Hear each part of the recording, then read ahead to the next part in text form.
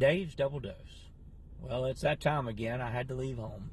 The Crusades are upon us. 42 days to the start in Knoxville. And I'm excited, but things have piled up. The financial strain is beginning to get to me. Preparations are ahead in some places and behind in others. And, well, stress upon stress. It goes without saying that this is hard on my family. Then there's my brother's recent motorcycle accident. He is my best friend. So I did what I often do when I'm troubled. I look back to the things that God has taught me. I remember. It's a bit easier for me because when He gives me something, I write it down. And hundreds of blogs, 4 books, and thousands of memes. God has been so good to me. Add to all of this, and, well, it's that time of year when I struggle more than any other. And then, boom, this morning, our Father put something in front of me that I should have remembered. Ramblings of a man surprised and forever altered by joy. Most people anxiously await as if whatever is coming should be a thing to fear with great trepidation.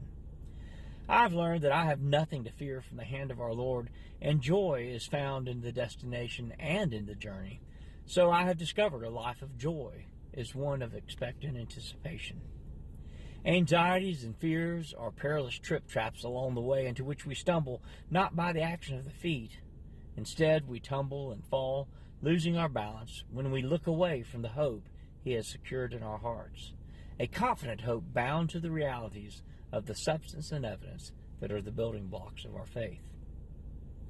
It is an action of the eye as we lose sight of fact and drift into the malaise of doubt when we know better through previous experience. It is an effort of our minds we actively choose when we gaze with desire into the pitfalls of anxiety. It is spiritual movement as we slip down the proverbial grease skids, plunging headlong into the selfish desire and hedonistic wanton pleasure of the stasis of a settled life devoid of incorporeal forward-moving purpose anchored beyond our existence. Now, life happens, and, well, it happens to everyone, great and humble. How it hits us is determined by who is with us, both physically and spiritually. I've seen so much from His graceful hand. It has blown me away. So much of my anxiety has evaporated into a confident, almost prescient and hopeful expectancy. Life overall has become something of profound joy, birthing each second as if there'd never been a moment quite like that one before. I think C.S. Lewis entitled his book well, Surprised by Joy, where he penned beautiful sentiments like, "All joy reminds. It is never a possession, always a desire for something longer ago or further away or still about to be." Notice the expectancy part. But who can duly adore that love which will open the high gates to a prodigal who is brought in, kicking, struggling, resentful, and darting his eyes in every direction for chance of escape? The words compel entree, compel them to come in, have been so abused by wicked men that we shudder at them. But properly understood, they plumb the depth of divine mercy. The hardness of God is kinder than the softness of men, and His compulsion is our liberation. Something to be desired, but not yet attained.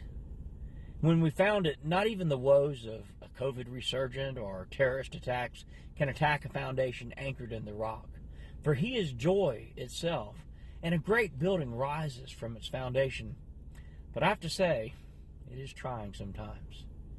There's a reason why the night is darkest before the dawn. We appreciate the morning so much more, and our Father loves to show off His love in the breaking of the day. I've learned that no matter the darkness of the night, the dawn is always worth waiting to see joyfully bursting over the horizon. Pregnant with expectation and with bated breath, I have determined to look forever forward to the next amazing thing. It's coming. There is no doubt. The only real question is, how much will He blow me away this time? No matter where He takes you, bask in each pinpointed intersection of time and space, and wring the joy out of it as a deserted man squeezes a water-sodden bandana for that last drop. Crush the bandana of the moment as much as you like, and you'll reveal to yourself and all around you that there's no end to the refreshment.